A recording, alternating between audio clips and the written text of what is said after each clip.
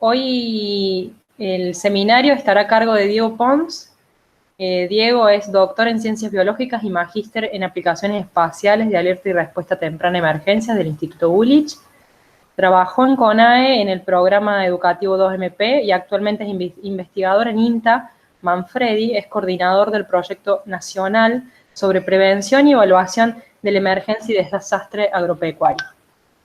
Coordina proyectos enfocados en el desarrollo de sistemas de alerta temprana y transferencia tecnológica de información espacial a productores. Las áreas de trabajo son emergencias agropecuarias, monitoreo de recursos naturales y ordenamiento territorial ambiental. Nos va a hablar sobre geomática aplicada a la gestión de emergencias agropecuarias. Bienvenido, Diego. Bienvenidos a todos. Bueno, muchas gracias, Sofi. Bueno, buenos días a todos. Bueno, como decía Sofi, el tema que vamos a tratar en este seminario es parte de los cursos, ¿sí? que venimos tratando en ediciones anteriores, y el foco lo vamos a poner en la gestión de las emergencias usando sensores remotos, ¿sí? Bueno, esto ya me presentaron. Cuando hablamos de emergencias y de desastres, es bueno contextualizarlo dentro de lo que usualmente llamamos el cambio global o el cambio climático. Entonces, cuando definimos el cambio climático, lo primero que debemos tener en cuenta es que es atribuido a la actividad humana, ¿no? Esta es una definición de la Convención Marco de Naciones Unidas sobre el cambio climático, donde dice que el cambio climático es el cambio en el clima atribuido directamente o indirectamente a la actividad humana, alterando la composición de la atmósfera y la variabilidad natural del clima. Entonces, este cambio en el clima debido a emisiones de gases de efecto invernadero, ya sea por quema de combustibles fósiles o cambio de uso de suelo, principalmente a través de la agricultura y de la ganadería, ha llevado a un aumento de la variabilidad, decíamos. A ver, voy a poner el puntero, quiero ver si se puede ver en este caso. No, listo. Aumenta la variabilidad con un aumento en la frecuencia y la intensidad de estas amenazas, ¿sí? Tanto de sequía, inundaciones o tormentas severas. Esto, junto con los componentes de la vulnerabilidad y la exposición, determinan el riesgo, y cuando ese riesgo o el impacto de los fenómenos supera la capacidad de adaptación y de respuestas de las sociedades y los sistemas, ahí estamos hablando ya de desastres, ¿sí? Entonces, dentro de este contexto, ¿cómo es que se dan los eventos extremos? ¿Sí? Cuando hablamos de cambio climático, hablamos de cambios en los patrones de circulación global y cambios en los patrones climáticos a nivel regional y local también, ¿no? Entonces, cuando uno puede describir el efecto del cambio climático en algunas variables, en este caso es un extracto del quinto informe del panel intergubernamental contra el cambio climático, hablamos, por ejemplo, en el caso de las temperaturas, puede cambiar la media, ¿sí? Puede cambiar la fase, o puede cambiar también la dispersión, ¿sí? la distribución de las temperaturas más extremas, o sea, frías o cálidas, ¿sí? Este tipo de cambio influye directamente en la generación de eventos extremos, ya sea de sequías o inundaciones, ¿sí? Y bueno, esto se encuentra ampliamente documentado. Acá les dejo algunas tapas de bibliografía que va generando el IPCC. Hay versiones más nuevas, ¿sí? Y varias instituciones donde van relacionando, van encontrando una relación entre el cambio climático, ya sea no solamente el clima, sino a nivel del cambio global, ¿sí? Hablamos de cambio de suelo y demás, que están vinculados con la mayor ocurrencia de desastres. Y en función de esto, el IPCC ha juntado todos estos trabajos, ¿sí? Y ha generado, ha enunciado en el último informe que este cambio que se produce en el clima está vinculado a la ocurrencia de desastres, ¿sí? A fenómenos extremos, y que estos fenómenos extremos están cambiando en frecuencia, intensidad, extensión espacial y duración, y van a afectar principalmente a países que tengan una alta dependencia en el caso de la agricultura, de la producción, y sucesivas ocurrencias de estos eventos extremos va a dar lugar a efectos de cascada en el aumento de la vulnerabilidad de las poblaciones. es decir, luego de cada uno, luego del impacto de un evento, ¿sí? La población se encuentra más vulnerable al impacto del evento que sigue, digamos. Entonces, aun cuando el evento sea menor, puede tener consecuencias más severas que el anterior. Bueno, ¿y esto cómo se vincula con la actividad, con la producción, con la agricultura? Este es un extracto que ustedes pueden ver, pueden obtener de la FAO, ¿sí? Este es del año pasado, donde un relevamiento a nivel mundial muestra que los eventos que tienen más impacto en la productividad de los agroecosistemas son las inundaciones, ¿sí? Las temperaturas extremas y tormentas, junto con los incendios y las sequías. Este tipo de eventos, ¿sí? Afecta, les decía, principalmente a la infraestructura agrícola, hay pérdidas de cultivos, pérdida de ganadería, y afecta principalmente a los países que tienen una alta dependencia de su PBI con respecto a la producción agropecuaria, ¿sí? Esto se estima que está subestimado, ¿sí? No haga la redundancia, principalmente en países donde hay poca información sistematizada sobre las pérdidas, que ya hemos hablado un poco, como es el caso de Argentina con respecto a eso. Otro informe que también apoya, informe independiente, lo que es el IPCC, para que vean la diversidad de fuentes que hay, que están trabajando con la parte de gestión de riesgo. En este caso es un informe del Fondo Monetario Internacional del año pasado, junio de 2019, donde se evalúa que desde el año 80 hasta la actualidad hay una progresión, un aumento en la cantidad de desastres naturales, y que la mayor parte de esos desastres naturales se debe a fenómenos meteorológicos y de tipo hidrológicos, entre los cuales están las inundaciones. Bueno, en función de esto, ¿cuáles son las proyecciones que hace el panel para finales de siglo? ¿Sí? Principalmente prevé un aumento de las temperaturas extremas, que eso es lo que es más evidente cuando hablamos de calentamiento global, pero también cambios en los patrones de circulación que van a afectar tanto las precipitaciones intensas como las sequías, ¿sí? Un aumento de velocidad máxima media de los vientos y la ocurrencia de ciclones tropicales, que eso lo estuvimos viendo en los últimos años. Por ejemplo, esta es la secuencia que se dio durante el año 2017, si no mal lo recuerdo, sobre la ocurrencia de huracanes. Y les decía, la intensificación de sequía, ya sea por extensión de la temporada seca o disminución en los patrones de distribución, disminución en las precipitaciones o cambios en los patrones de lluvia a nivel regional.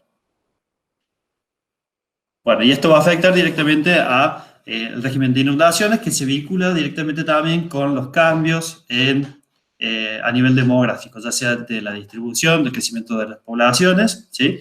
La falta de ordenamiento territorial y demás factores que influyen en la ocurrencia de desastres, no solamente por el cambio climático. Bueno, ¿cuál es el horizonte para Argentina? Cuando hablamos de la región central, ¿sí? Argentina genera periódicamente un informe para Naciones Unidas sobre el impacto del cambio climático. Es la tercera comunicación nacional que dio Argentina en la Convención Marco de Naciones Unidas sobre cambio climático, y el escenario se muestra similar, ¿sí? Tenemos aumentos de temperaturas extremas para la región central, aumento en la frecuencia de precipitaciones intensas, pero también la intensificación de los periodos de sequía, principalmente por extensión de los periodos secos en el invierno.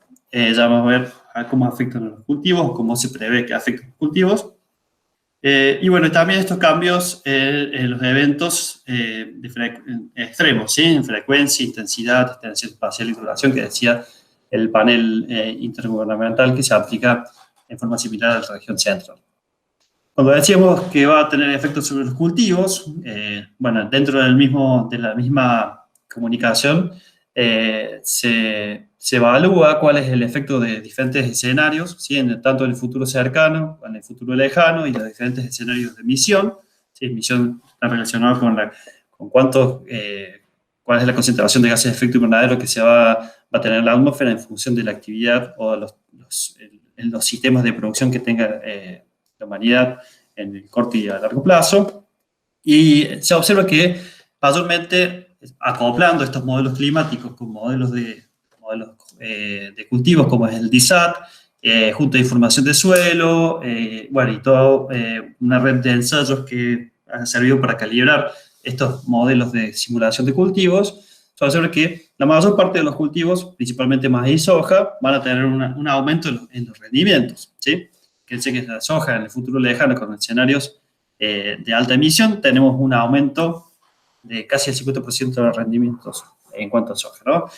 Sin embargo, el trigo, que se da durante el periodo invernal, donde va a aumentar la prolongación, se va a extender la temporada de sequía, o falta de lluvia, se prevé que haya disminuciones en la productividad del trigo. Bueno, entonces, en función de esto se proponen algunas estrategias de adaptación, como puede ser el riego suplementario o los cambios en las fechas de siembra, o cambios en las variedades. Pero este tipo de proyecciones no tiene en cuenta la variabilidad que hablábamos antes, más extrema del clima, y cómo va a impactar eso sobre los sistemas agrícolas. Entonces, también posteriormente se genera a través de la Oficina de Riesgo Agropecuario un informe en el cual se mapea a nivel regional cómo es el efecto, cómo se espera que sea el efecto de estos eventos extremos, tanto por déficit o por exceso hídrico, sobre los principales cultivos, ya sea trigo, maíz y soja, que son los que se tienen en cuenta hasta ahora cuando se hacen las evaluaciones.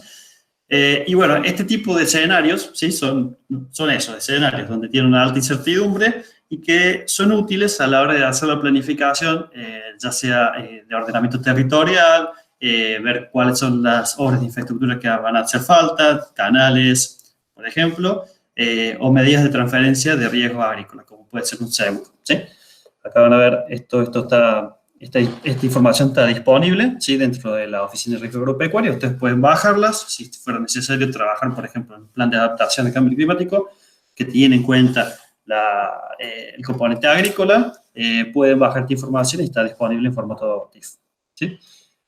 Bueno, entonces cuando hablamos de esto, de la gestión del riesgo, Argentina tiene una historia en cuanto a diferentes instrumentos legales y programas que están trabajando con el tema, ¿sí? Dentro de eso está la Ley Nacional de Emergencia y Desastre Agropecuario, que es donde trabaja principalmente el INTA, y bueno, donde vamos a desarrollar algunas de las herramientas que están relacionadas con inundaciones, pero también vamos a tocar un poco cuáles son las perspectivas sobre este tema.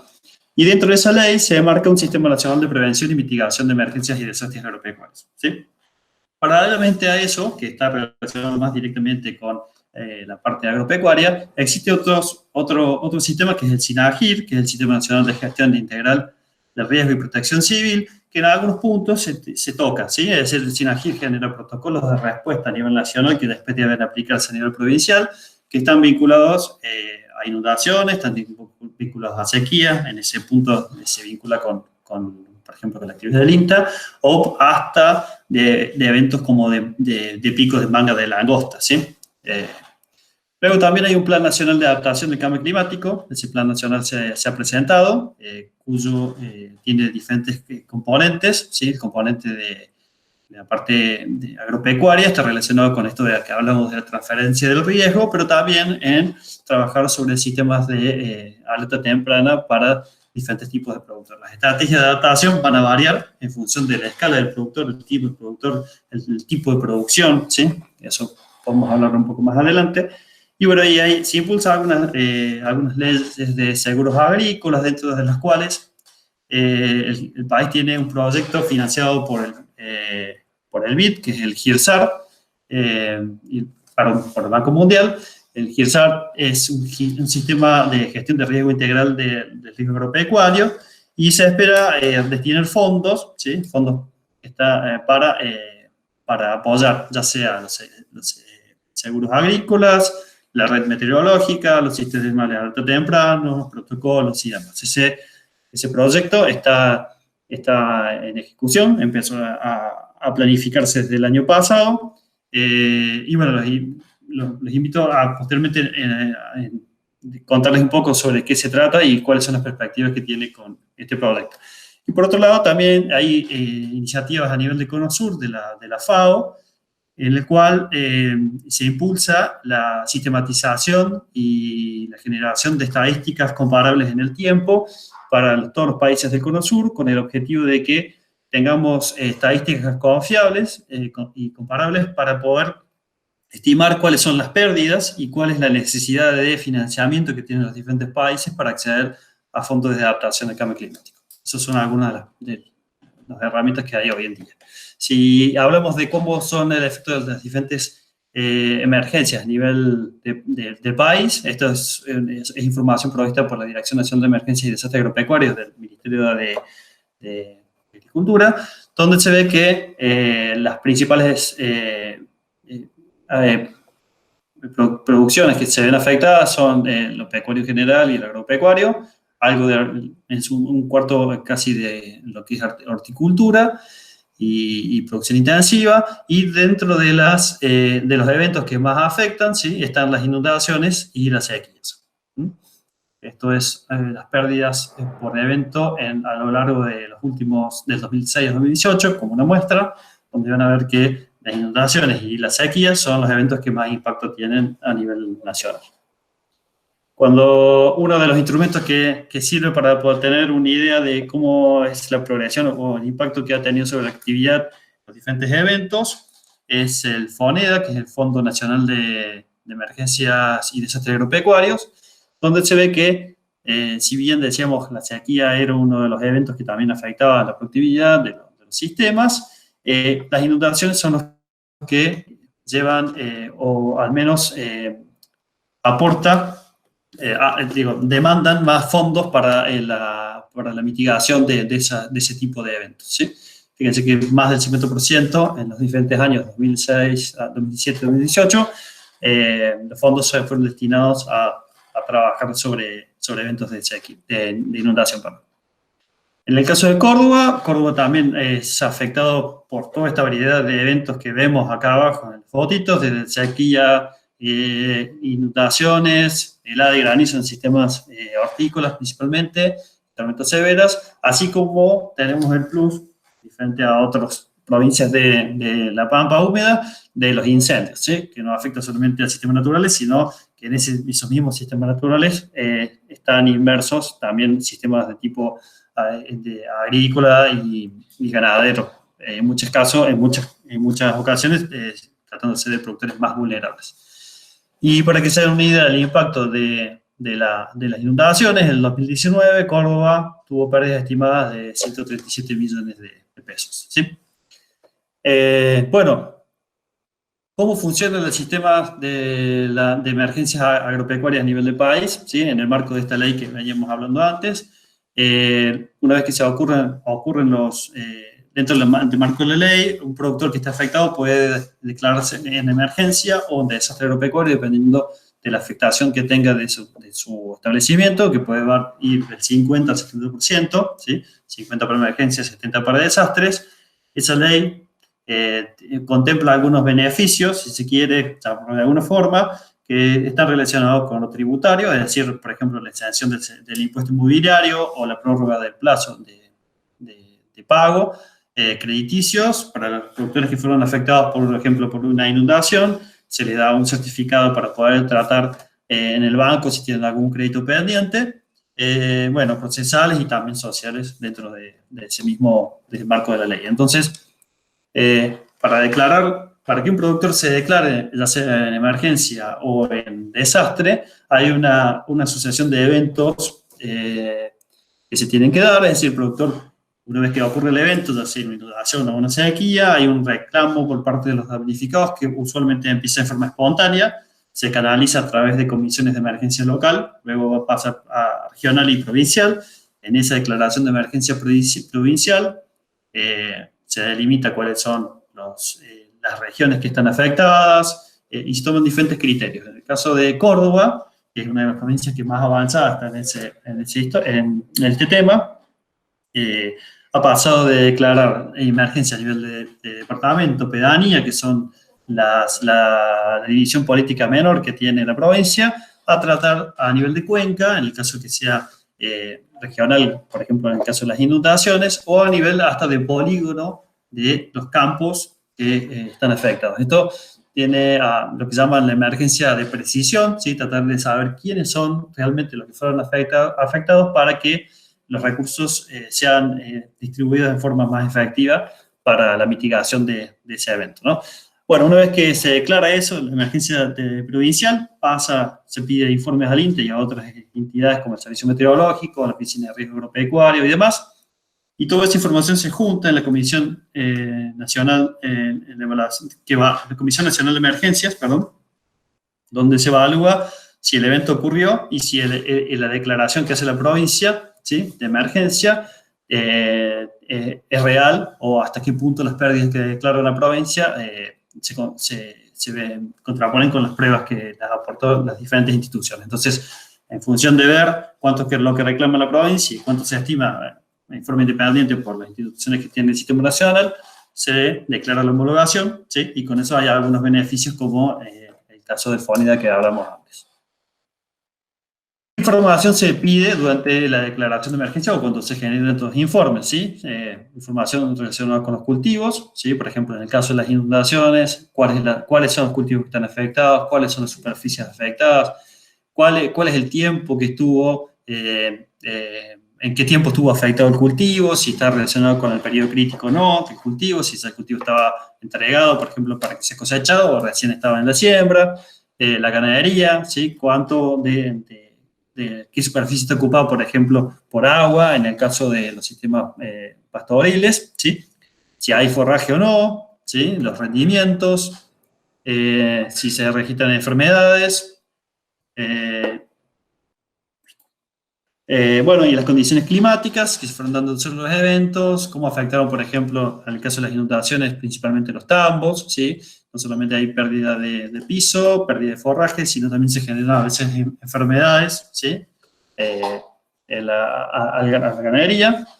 Y bueno, daños principalmente también infraestructura, que están relacionados no solamente a que los caminos estén cortados, sino que hay, por ejemplo, pérdida de suelo para hacer las cosechas o para hacer la siembra, y bueno, y otros tipos de impactos. Bueno, ¿cómo se evalúa un evento de emergencia? Hay una gran variedad de fuentes de información. Sí, ahí van a ver no solamente fuentes de información espacial como son las que provee la CONAE, NASA, el USGS o la Agencia Espacial Europea, sino que también se toma información de otras entidades, como, bueno, obviamente el INTA, por ejemplo, los mapas de suelo, los pronósticos y los escenarios climáticos del Servicio Meteorológico, información provista a nivel de territorio por la Bolsa de Cereales y también por el INTA, información de infraestructura espacial, relacionada principalmente, hoy en día podemos encontrar gran parte de la información espacial nucleada en IDERA, que es la Infraestructura de Datos Espaciales de la República Argentina, donde podemos tener datos de infraestructura, distribución de la población y demás, ¿sí? ¿Y qué rol? Entonces, toda esta información, ¿cómo la usamos? ¿Cómo la usamos para poder evaluar una emergencia? Bueno, toda esta información que provee de los sensores y los SIG, ¿sí? Sirve para ver, tiene la ventaja que nos permiten ver cuál es el impacto sobre las producciones en grandes extensiones, ¿sí? Usualmente, hasta hace unos años, los informes de emergencia se generaban por informantes locales, ¿sí? Es decir, había agentes locales que estimaban, hacían recorridos a campo y estimaban más o menos, ¿sí? Cuánto es la superficie afectada, qué tipo de producción se fueron afectadas y demás, pero no había una cuantificación precisa de las áreas afectadas. Entonces, con la introducción de los sensores remotos, tenemos la posibilidad de poder evaluar, no solo durante el evento, sino también evaluar qué condiciones históricas se fueron dando de esos eventos para hacer una planificación, ya sea una planificación de tipo urbana, territorial a nivel de paisaje, y que vamos a ver cómo se relaciona con políticas a largo plazo, como pueden ser los planes de adaptación al cambio climático. Por el otro lado, este monitoreo lo podemos hacer en el tiempo, ¿sí? Y de muchas variables que de otra forma no podríamos relacionar, no podríamos obtener de campo o las obtenemos en forma limitada, como son los patrones de precipitación, que si bien existen en la red de estaciones meteorológicas, la distribución de esa red en Argentina es limitada, ¿sí? Hay más información, por ejemplo, en la región de la Pampa Húmeda, pero el resto del país posee poca información de tipo meteorológica, dispersa y en muchas ocasiones con falta de continuidad por falta de mantenimiento de las estaciones meteorológicas, por ejemplo, información de suelos, ¿sí? Para poder evaluar realmente si la pérdida se debió a que hubo un exceso hídrico debido a, por ejemplo, a condiciones que son excepcionales, o son regiones donde usualmente se inunda, ¿sí? Suelos con poco drenaje, poca pendiente, que anteriormente pueden haber sido, por ejemplo, lagunas o esteros o bañados que han sido drenados para ocuparlos para la producción, usualmente se inundan. Entonces, a la hora de evaluar realmente si hay una pérdida, hay que tener en cuenta también el historial, digamos, de ese suelo. Tenemos la posibilidad hoy en día de tener software libre, como en este caso le pongo algunos, como el QGIS, datos disponibles de las fuentes de IDERA, trabajan con OpenStreetMap, y la posibilidad de contar también con herramientas libres, ¿sí? Como Google Earth Engine, que vamos a ver un poco de qué se trata, que nos da la posibilidad de contar con una gran diversidad de información, sin ser usuarios muy avanzados en cuanto a los procesamientos y demás, ¿sí? Ya vamos a ver que eso también suele ser un inconveniente a la hora de aplicar este tipo de tecnologías. Ahí van a ver, cuando hablo de recursos humanos capacitados, suele ser el cuello de botella para el uso de esta información, así como la interpretación y la comunicación a los tomadores de decisiones de cuál es la condición y cómo se puede leer, digamos, toda esta información que nos dan de diferentes variables en el territorio. Y sobre todo, una cosa que hace falta es la validación y estimación de parámetros a campo, digamos, ¿no? Cuando hablamos principalmente de las sequías, no tanto con inundaciones, que por ahí el agua es más fácil de mapear, que las sequías, hay diferentes sistemas productivos que se pueden afectados con diferentes umbrales, digamos, cuando hacemos la cuantificación de una potencial sequía, debido a, usando, por ejemplo, índices espectrales. No es lo mismo tomar un umbral para un tipo de producción, como puede ser un sistema agrícola, que para un sistema ganadero. Entonces, ¿cómo es el grado de afectación? Eso también hay que tener información de campo, que podamos ver qué tipo de herramientas podemos utilizar para relevar en tiempo real esa información. Bueno, cuando hablamos del monitoreo de inundaciones, ¿sí? Decimos que, bueno, existen diferentes tipos de inundación. Ahí se me está un poco en el gráfico, pero bueno, les cuento. Cuando uno habla de inundación, puede haber inundaciones de tipo fluvial, es decir, por desborde de los ríos o los canales. Puede haber inundaciones por tormentas, principalmente en regiones costeras, por ejemplo, cuando hay una sudestada, ¿sí? O un tornado, o un huracán, perdón, que lleve agua hacia adentro, tierra adentro, bueno, o un tsunami, como caso de extremo.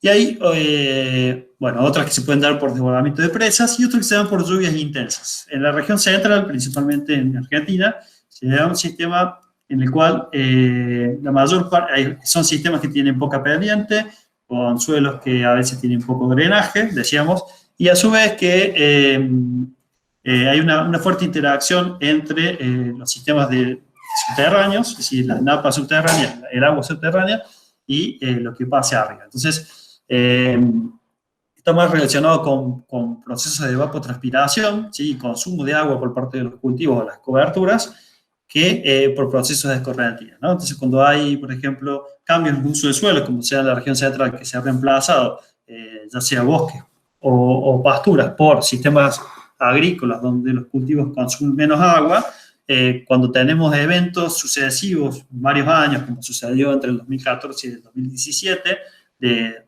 precipitaciones que son intensas y que hay poco consumo del agua, esa agua se va acumulando, ¿sí? A nivel de la napa, y hace que las diferentes regiones se vuelvan más vulnerables cuando el agua empieza a subir de la napa, digamos, ¿no? Este ascenso de la napa hace que ante nuevos eventos de precipitaciones haya menos capacidad del suelo de infiltrar y que vayamos teniendo una mayor probabilidad de tener un evento de inundación. Esas inundaciones presentan la característica de presentarse en mayor cantidad de tiempo, porque decíamos que los escurrimientos son más lentos por la pendiente que tienen los sistemas, y se presta a generar conflictos cuando los productores quieren sacar esa agua de los campos a través de la canalización, muchas veces en forma ilegal, generando trasvase de cuenca, procesos de erosión y otros problemas.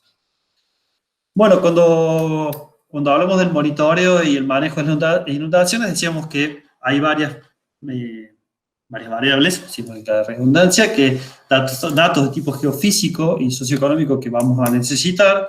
Lo que usualmente se suele usar es los modelos de elevación digital para tener idea de cómo es el terreno, la pendiente, estimar cuáles son las áreas más bajas que usualmente deberían de acumular agua, información relacionada a las precipitaciones, ya sea información desde las estaciones meteorológicas como de otros sensores, como vamos a ver, satelitales. En muchos casos, cuando la inundación se produce por desbordamiento del río, como puede ser el sistema del Río de la Plata, bueno, el modelado del río también se necesita, por ejemplo, hidrogramas para hacer estimaciones a través del modelado, ver cuál es el flujo de la corriente, cuáles son las vías de escurrimiento y de drenaje, la distribución de la población, el tipo de infraestructura que puede ser afectado, las producciones, toda esta información tiene que estar disponible en la informe espacial para cruzarlo, digamos, con la información que nos den los satélites.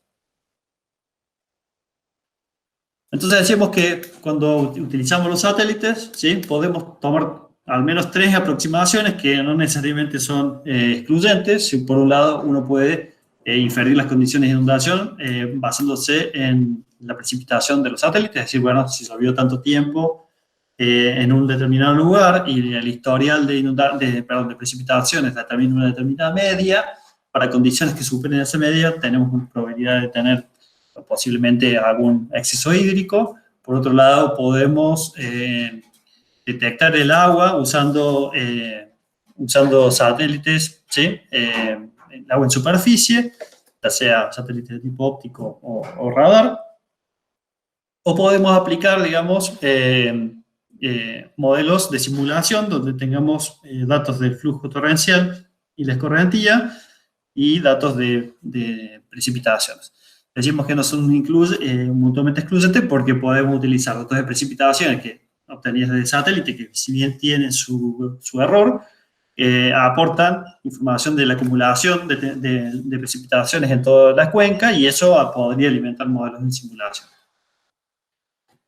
Bueno, ¿en qué etapas se aborda la emergencia y cómo trabajamos con los sensores remotos? Usualmente, la respuesta de los operarios, de los analistas de sensores remotos, se enfoca en la respuesta, ¿sí? Sí, hay diferentes etapas de la emergencia que van desde la vigilancia a la mitigación, pero siempre estamos enfocados en la emergencia, ¿no?, en la ocurrencia del evento. Y ya vamos a ver de qué forma esto alimenta un ciclo ¿cómo se llama?, de retroalimentación negativa, en el cual si solamente estamos trabajando sobre la respuesta, no aportamos en la mitigación y la disminución de la vulnerabilidad, ¿no? Entonces, la gestión integral debería ser la aplicación también de todo este tipo de tecnologías a lo largo de todo el ciclo de la emergencia. En diferentes etapas, de la vigilancia, la alarma, la respuesta y hasta la mitigación, hay diferentes tipos de datos que vamos a necesitar, ¿sí? La respuesta principalmente, que decíamos que se dé durante la inundación o post-inundación, ¿sí? Por lo general usamos datos de precipitaciones, inundación de superficie, ¿sí? Por ejemplo, la distribución de la infraestructura, bueno, y a su vez, por ejemplo, también datos de evaluación que van a servir para la evaluación de daño en la post-inundación. Siempre cruzando, decíamos, con estos datos de infraestructura, población y tipo de cobertura del suelo.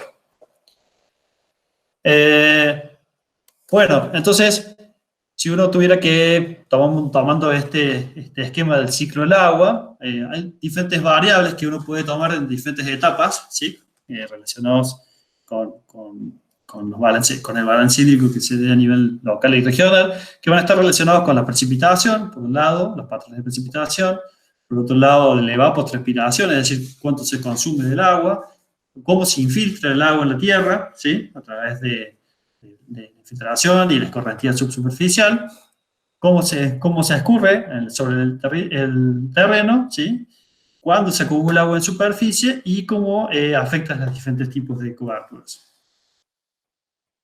Diferentes mediciones que ya las vamos a describir un poco. En el caso de las precipitaciones tenemos los datos de IMERC, ¿sí?, que juntan datos de de GPM y TRMM, cobertura de la tierra, ¿sí? Sea vegetal o como también de cuerpos de agua, tanto de satélites multiespectrales como SAR.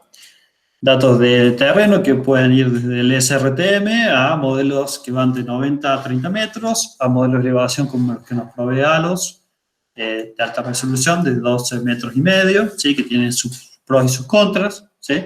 Y datos de humedad del suelo y evapotranspiración. Estos son algunos de los satélites que podemos encontrar. Decíamos que desde los Landsat hasta los Sentinel, ¿sí? Nos provee de diferentes tipos de información con diferentes resoluciones y tanto temporal como espacial. Si nos enfocamos en precipitaciones, ¿sí? Dentro de las precipitaciones tenemos el TRMM o TRIM y el GPM,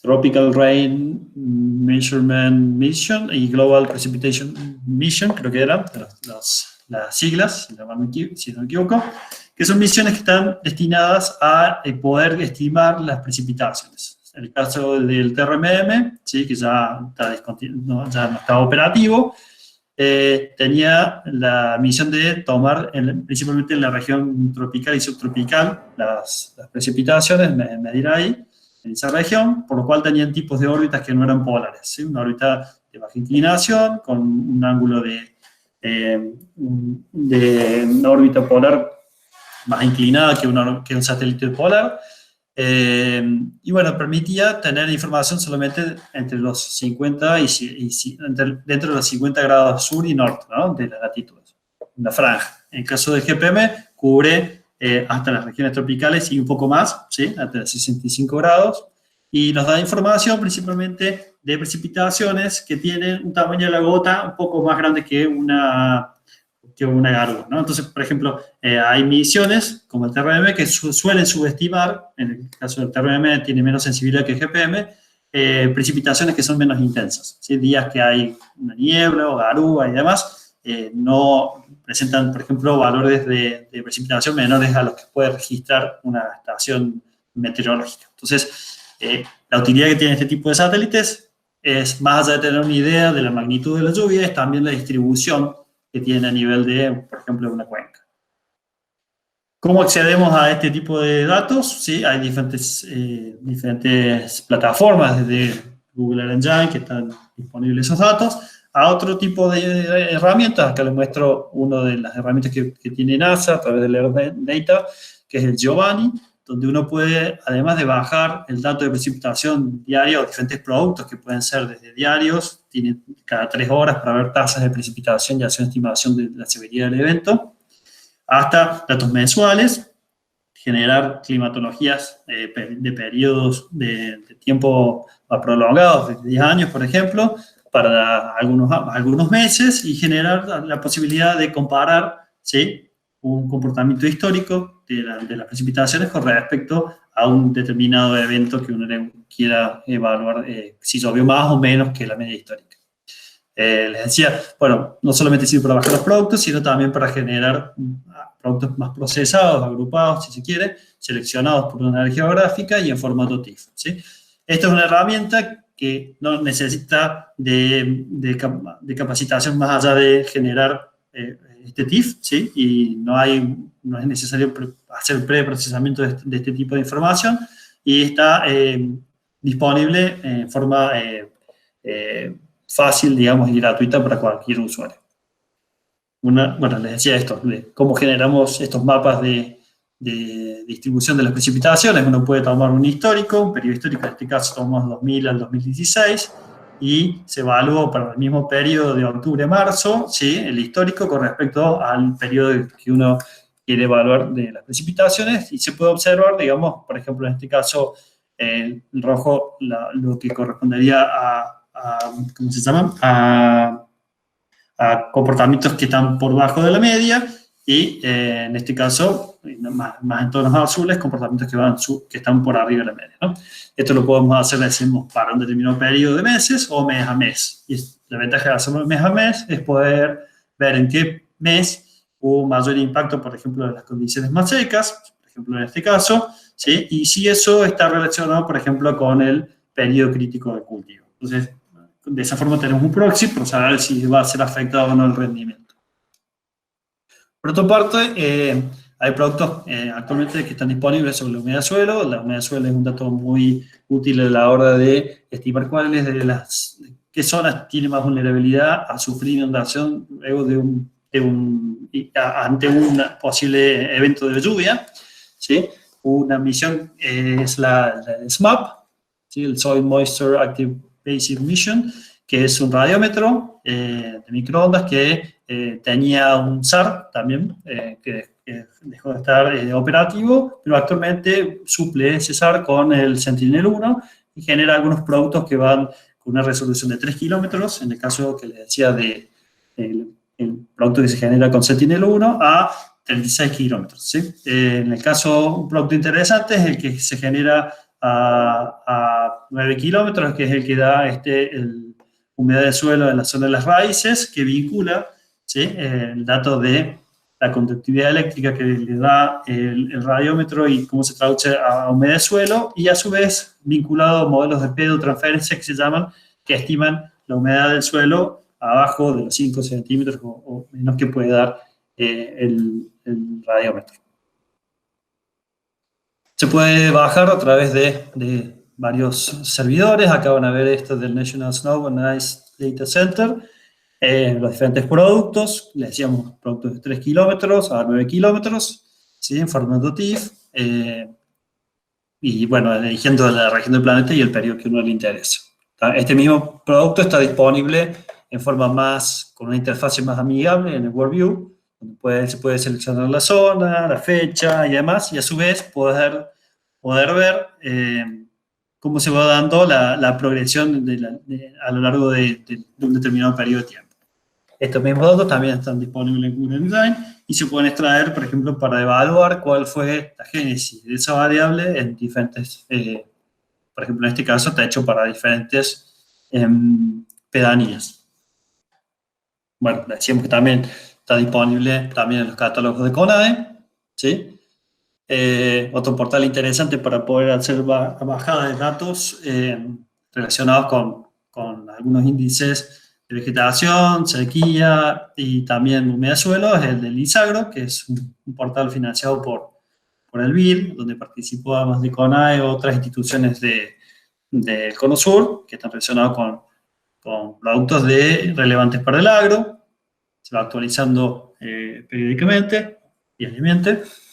También otro producto es interesante de aplicación y que es muy esperado por parte de la comunidad de los productores y también la comunidad científica, son los datos de SAOCOM, ¿sí? Datos de humedad de suelo. SAOCOM, como ustedes saben, bueno, si seguimos en familia como estábamos, el SAOCOM es un satélite de radar en banda L que permite tener una interacción de las ondas de microondas con la humedad del suelo, ¿sí? Es muy sensible como cualquier radar a la rugosidad que tiene, pero también tiene una alta sensibilidad al contenido de agua del suelo, ¿sí? Eso modifica la constante eléctrica y se traduce en datos de humedad del suelo. Esa humedad del suelo va a ser medida con diferentes objetivos, ya sea, por ejemplo, para ver condiciones para los cultivos, condiciones relacionadas con el grado de anegamiento de los suelos, la detección de cuerpos de agua, y bueno, tiene otras potencialidades como la estimación de biomasa forestal o la generación de modelos de elevación digital.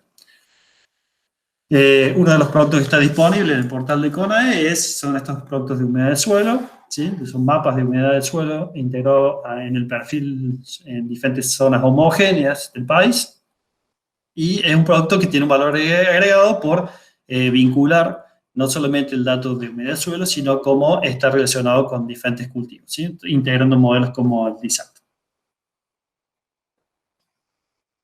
También disponibles desde el portal y se va actualizando periódicamente. Otro producto que tiene aplicación más a nivel de los cultivos, ¿sí? Es el generado por la Oficina de Riesgo Agropecuario, ¿sí? La HORA, en el cual se vinculan datos de suelo, precipitaciones, ¿sí? Modelo de pedotransferencia, decíamos de cómo se transfiere la humedad o el agua en el suelo, dependiendo del tipo de textura que tenga el suelo, la composición, y lo vincula con datos de cultivos, ¿sí? Dependiendo del tipo de cultivo, la fecha de siembra, va a haber una fenología de ese cultivo, donde va a haber periodos que van a ser críticos, ya sea para la sequía o para la inundación. Y bueno, y se toma en cuenta cómo sería la historia, el comportamiento de ese determinado suelo, ¿sí? Y cómo es la concentración o es la cantidad de agua que hay en el suelo, y si la variación de esa agua en el suelo, perdón, está por abajo o por arriba de la capacidad de campo, ¿sí? Solamente en realidad por abajo de la capacidad de campo, y si eso coincide, por ejemplo, con el periodo crítico. En este caso, van a ver periodo crítico definido por la fenología para el maíz en una siembra tardía, en el caso del Río Cuarto, perdón, cómo es el contenido de agua del suelo y cómo puede verse afectado en esa etapa crítica para el rendimiento, ¿sí? Entonces, este es un proxy para evaluar en forma más local, digamos, donde se corre el modelo, alimentar, ver si el mapa que uno obtiene, por ejemplo, utilizando algún sensor para obtener, por ejemplo, un mapa basado en NDVI o NWI para ver el contenido humedad del suelo, cómo se relaciona realmente con la simulación que se dé más a nivel local, ¿sí? Es decir, se busca a la hora de evaluar, tomar diferentes evidencias independientes, desde índices espectrales hasta el modelado de los cultivos. Bueno, el dato decíamos que era importante, principalmente en la región central, contar con datos de cómo se va comportando el agua a nivel subterráneo, ¿no? En los acuíferos. Entonces, un sensor que si bien tiene una resolución muy baja en cuanto hablamos a nivel espacial, nos permite tener una idea de cómo se va comportando a nivel de toda la columna de agua subterránea a través de la estimación de anomalías de gravedad. Esta misión es el GRACE, que es Gravity Recovery and Climate Experiment. Son dos satélites que están vinculados, ¿sí? Y bueno, cualquier anomalía de gravedad modifica, digamos, ese vínculo entre los satélites y permite hacer la estimación de anomalías de gravedad que usualmente están relacionadas con acumulación de cuerpos de agua, ¿no? Entonces, según las características técnicas, dice que mide el incremento de la pérdida de almacenamiento de agua con una precisión de hasta 1,5 centímetros, ¿sí? Pero son píxeles que son muy grandes a la hora de evaluar realmente si esa variación de la gravedad se dio en un lote, por ejemplo, no sería útil para ese tipo de cosas, pero serviría, por ejemplo, para ver cómo es la variación de la gravedad a nivel de una cuenca, ¿no? Y cómo es el movimiento a nivel subterráneo, cómo se va acumulando el agua a nivel de los acuíferos, ¿sí? Hay diferentes estudios en la Pampa Central, ¿sí? y la cuenca del Salado, donde se ha tratado de vincular la altura de la napa, ¿sí? La profundidad de la primera capa de agua subterránea, con anomalías de este tipo de gravedad dadas por el GRACE, y ha encontrado un grado de correlación bastante bueno, entre el 60 y el 70%. Uno puede obtener también estos datos de GRACE desde diferentes portales, ¿sí? Ya sea bajando la serie, trabajando con Engine o obteniendo, por ejemplo, series temporales para determinados puntos a través de esta herramienta que está disponible, de NASA, ¿no? Bueno, decimos también que era necesario saber datos de cómo se comportaba el agua, no tanto como cuánto llueve, cuánto se infiltra, ¿sí? Y también cuánto es lo que se evapora. Entonces, ahí tenemos que tener en cuenta lo que es la evapotranspiración, ¿sí? Que no es más que la suma de la transpiración de las plantas con la evaporación que se da del suelo y los cuerpos de agua. Eso determina un componente de pérdida de agua del sistema. Entonces, a la hora de establecer un balance hídrico y ver en un determinado sistema cómo se comporta, es más susceptible a una sequía o está en un periodo de exceso hídrico, la evapotranspiración es una de las variables que nos da una idea de cómo se están comportando, por ejemplo, los cultivos. ¿Cómo evaluamos la evapotranspiración? ¿Sí? Hay diferentes formas, a través de modelos hidrológicos superficiales, esto es decir, bueno, cuánto es lo que se llovió, cuánto es lo que se regó, cuánto se perdió por escorrentía, por infiltración y demás, a través del modelado hidrológico superficial. Otra forma es a través del equilibrio energético superficial, que se puede hacer a través del uso de imágenes térmicas, ¿sí? Hay modelos que utilizan, por ejemplo, imágenes Landsat, donde el NDVI y la banda térmica, junto con datos de estación meteorológica, para estimar cómo es el flujo de calor latente de la planta y con eso una estimación de la evapotranspiración, o a través de datos de estaciones meteorológicas con modelos como el ¿cómo se llama?, que promueve FAO, como a través de la ecuación de Pembermonti, que tiene en cuenta tanto la lluvia, la humedad relativa, ¿sí?, las precipitaciones y los vientos, por ejemplo. Bueno, hay diferentes productos como los de MODIS, ¿sí?, o Metric. Metric es un modelo junto con Ceval, que es otro modelo que está disponible, que les decía, utiliza datos de Landsat, ¿sí?, con lo cual tenemos la ventaja de tener píxeles de 30 metros para obtener, por ejemplo, datos de NDVI. Ese dato de NDVI se vincula con un factor que se llama KC, que sería un indicador de la fenología del cultivo. Entonces, dependiendo del cultivo y el estado fenológico, la radiación, la temperatura, y además establece un balance, ¿sí?, en el cual se da el dato de evapotranspiración en función bueno, esto decíamos, de la radiación, cuánto consume el cultivo y cuánto evapora hacia la atmósfera. Esto está disponible en el caso del Metric, ¿sí? Ahora vamos a ver en la página, ¿sí? Un modelo que corre Google Engine, juntando datos de estaciones meteorológicas más cercanas, datos de radiación, a veces simulados, y datos de Landsat. Otro portal del cual podemos bajar información de la evapotranspiración es el que genera INTA, ¿sí?, a través de productos MODIS, ¿sí?, el MOD 16, que ha sido ajustado para las producciones, para los cultivos en la región central, ¿sí? Y estos datos de evapotranspiración, a su vez, permiten estimar condiciones de sequía cuando se anualiza en forma de anomalías. Es decir, ver cuán diferente, en función de lo histórico, para un determinado periodo se comporta esa variable. Esos mismos datos también pueden ser, en el caso de MOD 16, pueden ser extraídos, ya sea de datos de MODIS o datos modelados desde Google Engine de diferentes fuentes. Este es lo que decíamos del Metric, ¿sí? Sirve para monitoreo de sequía y también para ver excesos hídricos.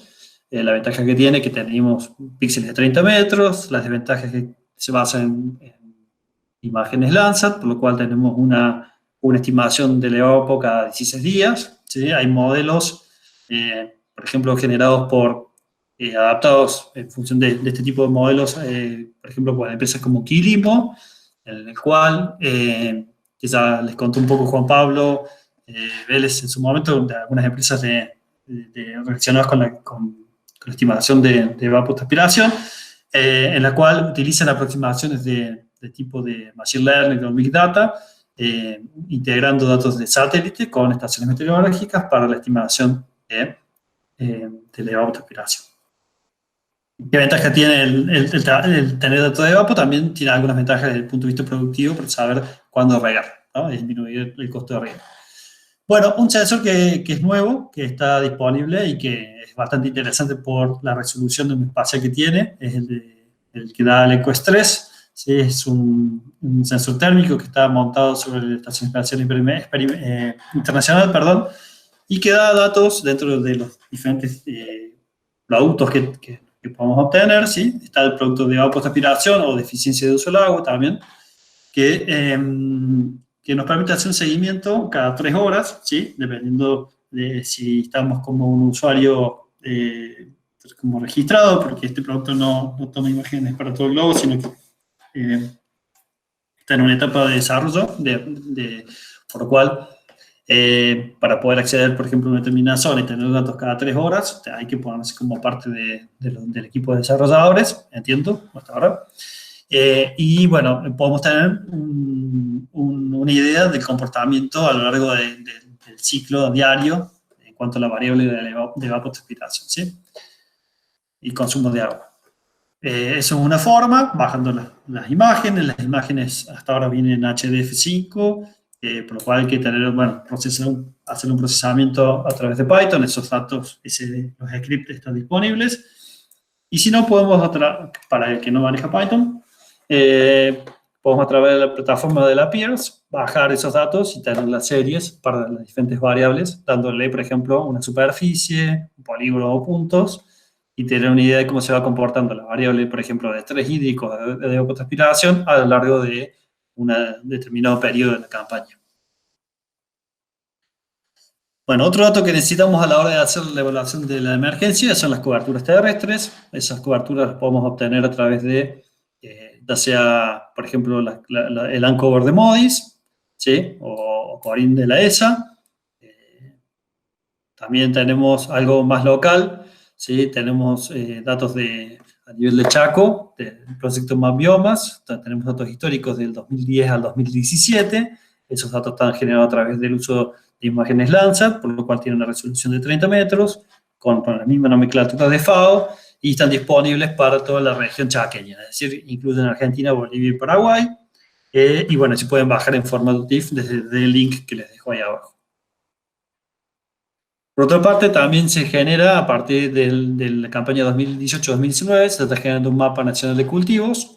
¿Sí? Este mapa tiene el objetivo de mapear los principales cultivos, ya sean simples y dobles, a lo largo de la campaña, para la estimación de la fina y la gruesa, que se llama, si trigo, por ejemplo, del invierno, y soja y maíz en el verano, y otros cultivos como el algodón o la caña de azúcar, con el objetivo, bueno, de hacer estimaciones de la superficie de diferentes cultivos, y cuando ocurran eventos, por ejemplo, como inundación o sequía, saber cuáles son los cultivos que están siendo afectados en esa campaña.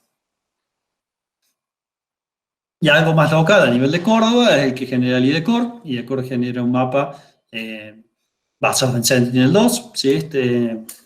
Con algoritmos de segmentación, en el cual, bueno, si bien los mapas originales tienen la resolución de los Sentinel, ¿sí? De 20 metros, se lleva a una unidad mapeable mínima de 2 hectáreas, se está trabajando para llevarlo a 1 hectárea, y tiene diferentes tipos de aplicación, ya sea para las inundaciones, saber cuáles son las pérdidas que hemos tenido por ejemplo, por excesos hídricos, hasta, por ejemplo, el mapeo de bosques a nivel de toda la provincia.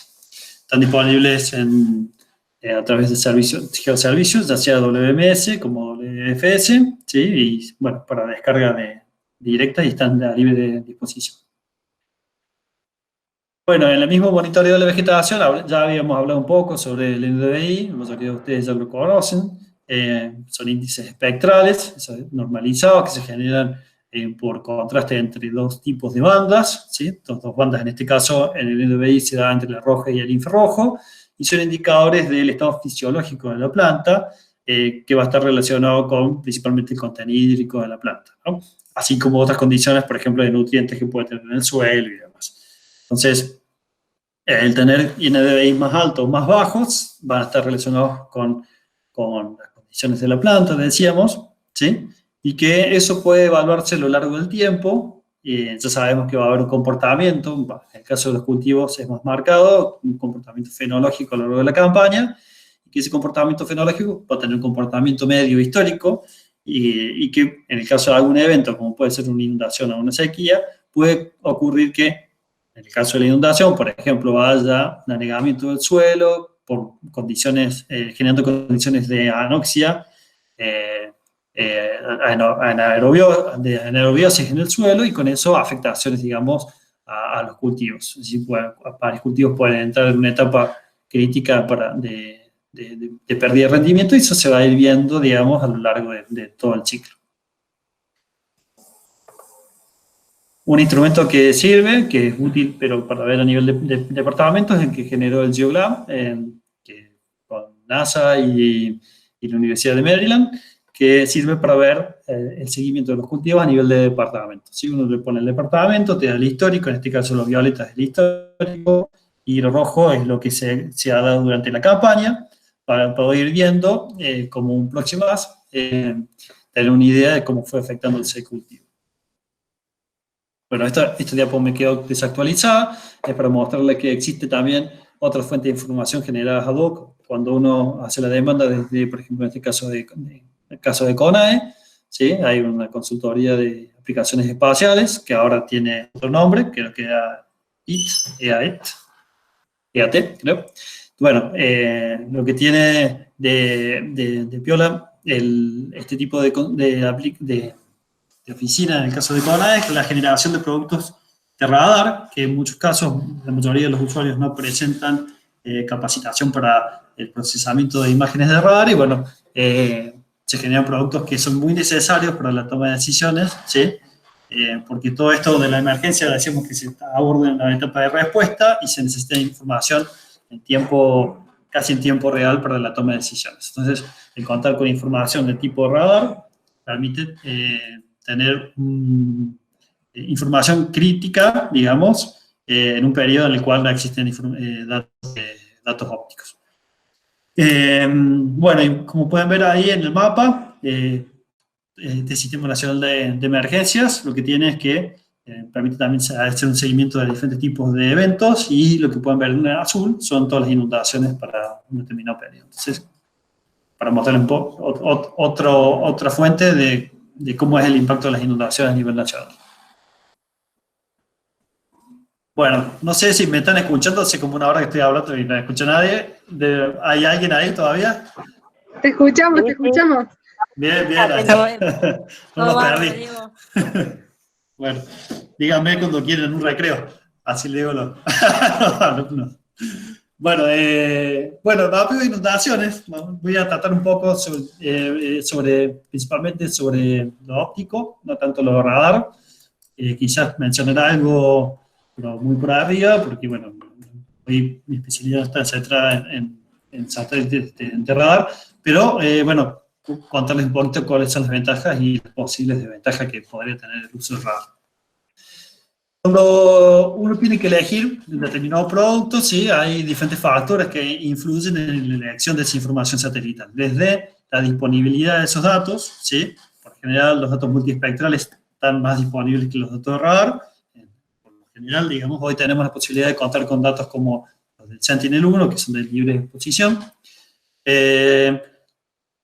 Junto con eso viene el tema de cómo proceso esos datos, ¿sí? Cuánto es lo que les contaba esto del cuello de botella en cuanto a los recursos humanos, quién está capacitado para poder hacer procesamiento, porque generar los datos de ópticos hay más herramientas para el manejo de los ópticos, al menos está más popularizado el uso de sensores ópticos que los de radar. Sin embargo, los de radar ya vamos a ver que tienen algunas ventajas que no tienen los ópticos, obviamente. La accesibilidad, ¿sí?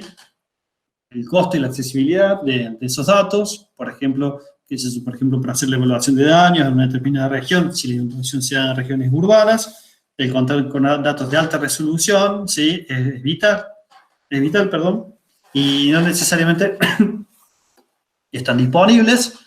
Entonces, ahí tenemos que ver si usamos datos, por ejemplo, de Planet, que son de alta resolución, pero sin embargo hay que pagar, o Spot, si es que hay, bueno, hoy no hay datos de Spot disponibles, por ejemplo, de CONAE, pero uno podría tener la posibilidad de acceder a datos de CONAE. Bueno, eso depende de la accesibilidad también y el tipo de usuario que tenga acceso a esos datos, ¿no? El costo también decíamos, si tenemos, por ejemplo, un dron y tenemos la posibilidad de hacer vuelo o hacer vuelos de helicóptero o lo que sea, también va a limitar la información que podemos tener y en qué periodo de tiempo. Depende también en qué estadio de la inundación estemos trabajando, ¿sí? Si se da durante el pre, durante y el post, por lo general va variando la disponibilidad de imágenes en función de la urgencia que se tiene, ¿sí? Yo no cuento en este caso con el charter, no sé si en algún momento de todos los seminarios se contará. Bueno, existe un sistema a nivel mundial en el cual todas las agencias disponen de la información para la gestión de la emergencia, pero eso no se da a nivel nacional, digamos, que lo más cercano al charter es lo que les mostraba antes de CONAE, pero sin embargo, en casos donde tenemos alta cobertura nubosa, ejemplo, hay zonas que son zonas urbanas que están inundadas, existe poca información en tiempo real, digamos, ¿no? Lo otro es la resolución espacial, como les decía antes, y también, bueno, los datos de campo, la disponibilidad de datos auxiliares que nos sirven a nosotros para saber que lo que uno estima con los sensores remotos realmente tiene un asidero en el campo. Entonces, bueno, acá les traigo de este paper, Noti et al. De 2018, si quieren después les dejo la bibliografía, algunos esquemas a la hora de generar, por ejemplo, la evaluación de un área inundada, ¿sí? Hay diferentes aproximaciones. La aproximación que pueda hacer un usuario que no tenga mucha capacitación en el procesamiento de imágenes es, por ejemplo, trabajar directamente sobre la imagen, hacer una fotointerpretación y hacer una delimitación manual, digamos, de la área inundada, que por un lado tiene, bueno, el sesgo de la interpretación de qué está inundado, qué no está inundado, pero también la posibilidad de generar áreas más chicas, digamos, ¿no? Eso depende también del ojo del operario. Y por el otro, que eso lo haría, por lo general, a alguien que no tenga mucho acceso por ejemplo, a software de procesamiento, no sepa manejar las imágenes. Pero por otro lado, tenemos la posibilidad de trabajar, si ya trabajamos con diferentes tipos de imágenes y sabemos hacer al menos un procesamiento, por ejemplo, en este caso, generando umbrales, o uno puede darle un umbral para un determinado índice y decir, bueno, a partir de este umbral, ya sea del índice o tal umbral de backscattering, en función para el caso de los AR, ya sea con esta polarización, con esta banda y este ángulo de incidencia, decir, bueno, una clasificación de amplitud, a partir de acá para acá se da agua y esto no es agua, es una opción. Otra opción es ya ir a través de un algoritmo de clasificación no supervisada o generar clasificaciones de tipo supervisada, en el cual le decimos, bueno, sabiendo en otras regiones qué es agua y no es agua, aplicar ese tipo de algoritmos a la región que queremos clasificar. Son diferentes aproximaciones dependiendo desde la urgencia que tenga el operario o el grado de capacitación que tenga, ¿no? Y de la disponibilidad de imágenes. Eso suele a su vez también, a veces, ¿sí?, hacer productos un poco más refinados cuando los juntamos con modelos de elevación, ¿sí? Es decir, tenemos un modelo de elevación lo suficientemente detallado, por ejemplo, para darles un ejemplo, en Japón tienen toda la isla a 5 metros, entonces uno tiene una resolución de 5 metros y tenés una inundación donde el río se elevó, por decirle un ejemplo, 10 metros, entonces uno puede saber cuál es la profundidad que tiene, o al menos una estimación de la profundidad del área inundada, ¿no? Esa es una ventaja que se podría tener cuando uno tiene datos más detallados de los temas. O, bueno, también alimentar modelos hidrológicos que tengan mayor resolución espacial. Bueno, también esos datos es necesario que se validen, ya se van a validar por datos a campo o por mapas más oficiales que se vayan dando después, que también van a tener su error, obviamente.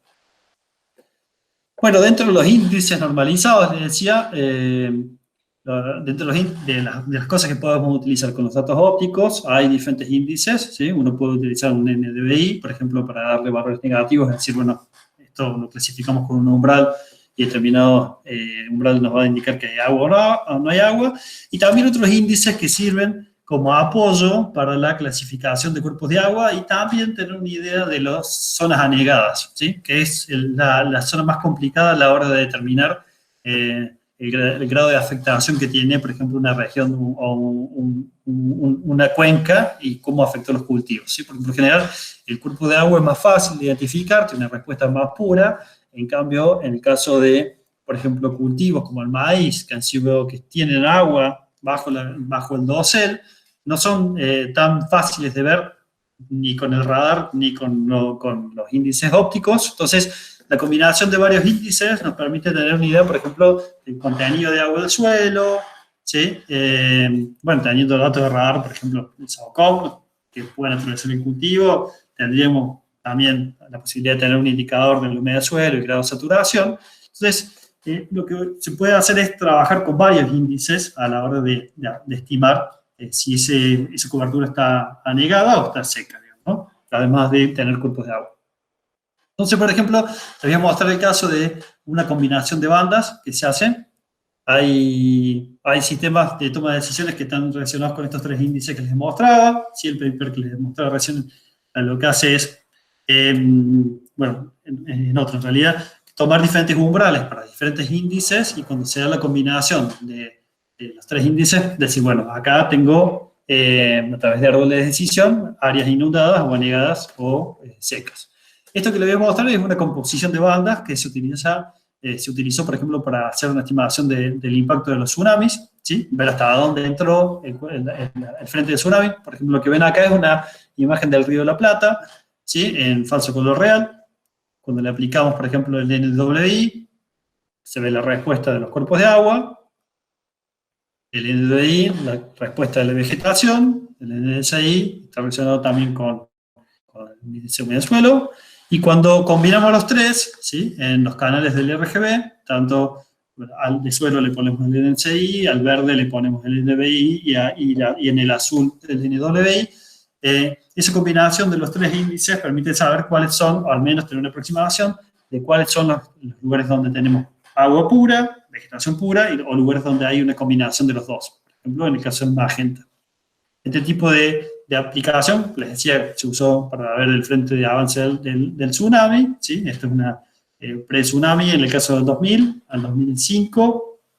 Este es el norte de Sumatra, donde van a ver el frente del tsunami, o tsunami, y cómo ese frente presenta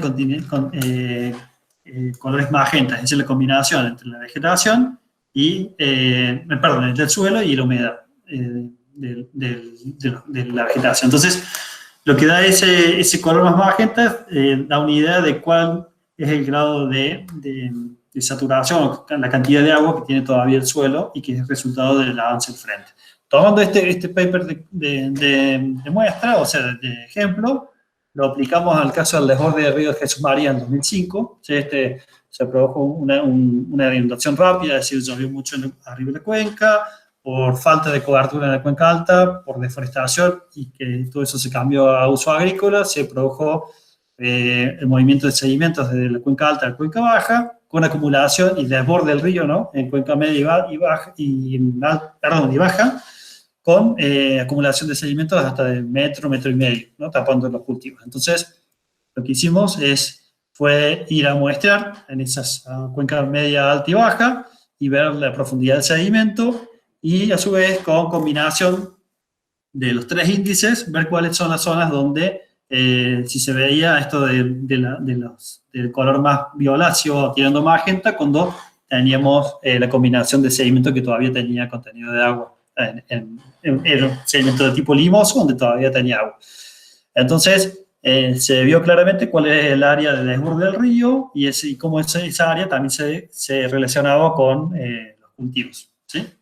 Es un ejemplo, por ejemplo, para ver cuáles son las de aplicación cuando no solamente con un determinado índice se puede ver, con la combinación, perdón, de los tres índices podemos ver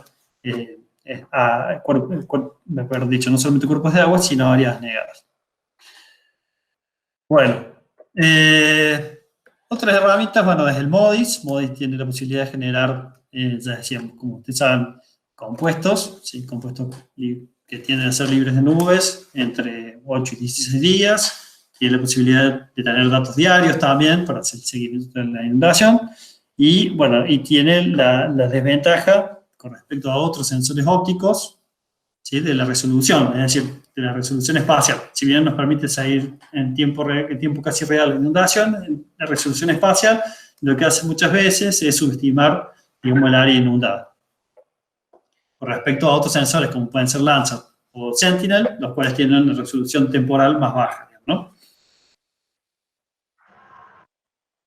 Bueno, esto les muestro rápido una aplicación de cómo combinamos, en este caso, datos de radar que nos fueron provistos por CONAE, con datos de MODIS, con datos de los suelos, ¿sí?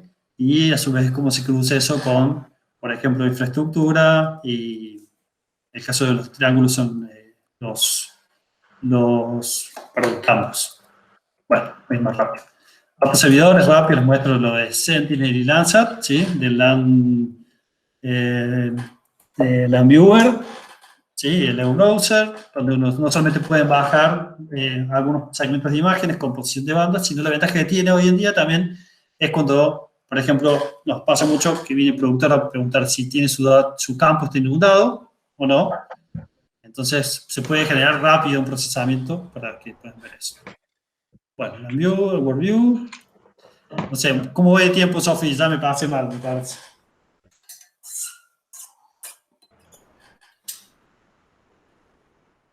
Bueno, les cuento rápido y así ya vamos cerrando. Algunas Diego, herramientas. no hay problema. Tómate el tiempo que necesites para cerrar, tranquilo, no hay problema. Estamos Bien, acá. bien. Yo tenía el Bien. micrófono en mudo, no lo podía decir. No hay problema. Porque si no piso el acelerador más rápido que ahora y no me entiende nada. No, anda, tómate el tiempo. Dale. Total, el que no pueda se puede retirar, no hay problema. Claro, sí. Bien, perfecto. No, les cuento algunas herramientas que están operativas, ¿sí? Para el monitoreo de la inundación, no necesariamente tener que bajar, porque una de las inconvenientes que tiene esto del seguimiento de la inundación es que uno, cuando te llega el pedido de emergencia, estás en otra cosa y te pones en eso, ¿no? Entonces, si algún operario quisiera hacer un seguimiento continuo de las condiciones cuando ya empieza a entrar en una etapa que es más susceptible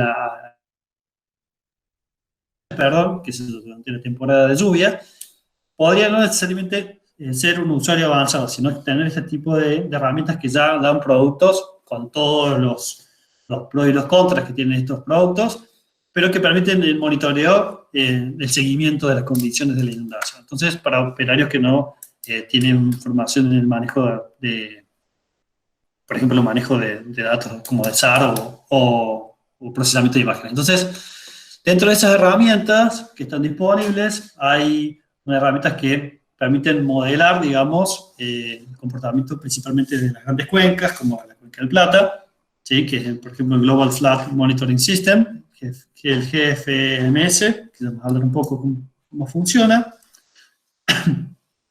U otras herramientas como las que da NASA, como el MODIS Near Real Time, o el Observatorio de Inundaciones de Dartmouth, ¿sí? Estos productos lo que tienen es que están disponibles, se van generando en forma automática, son fáciles de descargar y a su vez también dan productos históricos, ¿no? de la ocurrencia de inundaciones, que si bien tiene sus errores, en cuanto a veces hay subestimaciones de la cantidad de veces que se ven cuerpos de agua, es decir, generados por inundaciones, ya sea porque justo no había imágenes, ya sea porque la resolución no es la adecuada para poder detectarlo, al menos sirve para apoyar, por ejemplo, procesos de toma de decisiones en el ordenamiento territorial y, por ejemplo, la estimación de riesgo o de vulnerabilidad de una determinada actividad en función de ese historial de inundación.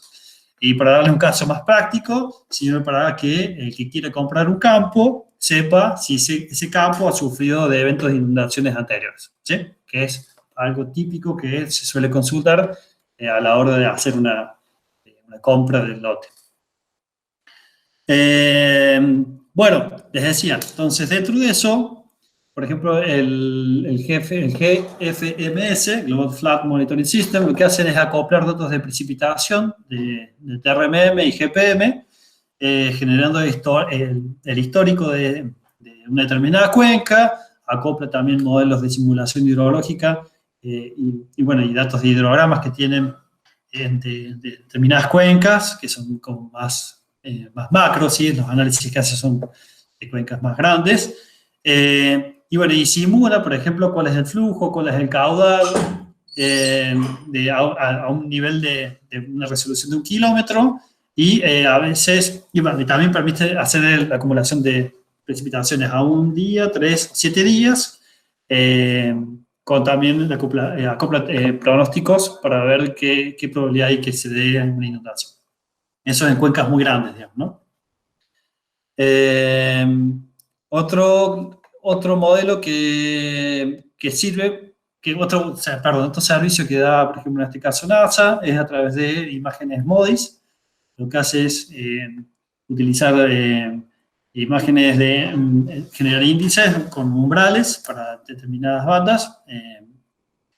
Y en este caso, genera compuestos cada 2 a 14 días, ¿sí? Esos compuestos los generan a nivel global en forma automática. Es un producto que sirve para tener una idea de si esa área puede estar o no inundada, dependiendo de las condiciones de nubosidad que tuvo. Y bueno, es como un proxy para tener un primer pantallazo casi en tiempo real de las condiciones de inundación. Es fácil de bajar, se baja en formato shape o en formato TIFF, ¿sí? Te da el área que ellos estiman como área inundada, los cuerpos de agua superficial, para que uno pueda ver en realidad cuál es la superficie que ha sido afectada y no confundirse con los cuerpos de agua que estaban de antes, digamos. Se puede hacer lo mismo cruzándolo con vectores de Lie, que bueno, tienen sus errores también. Y bueno, bajando esta información, se pueden hacer una mínima clasificación, una vectorización, o usando el mismo shape, estimar el área de los polígonos que da el sistema como inundado. De nuevo, es un producto medio grueso, ¿sí? El píxel tiene 250 metros, por lo cual va a haber una subestimación de los cuerpos de agua. Otro portal que da datos interesantes, que no solamente combina datos de Modex, sino también de Landsat y, bueno, últimamente de Sentinel, es el del Dartmouth. Da datos históricos de las inundaciones y tiene una herramienta interactiva bastante interesante en la cual se pueden bajar los diferentes eventos por año o también el histórico en cuanto a la ocurrencia de inundaciones, ¿sí? A diferencia de otros, como que vamos a ver el Global Surface Water, que solamente trabaja con imágenes de tipo Landsat, imágenes Landsat, en este caso, el HMO combina también imágenes de radar, ¿sí? La ventaja que tiene esto, tiene diferentes aplicaciones, desde el ordenamiento territorial a nivel de cuenca hasta la aplicación de lote.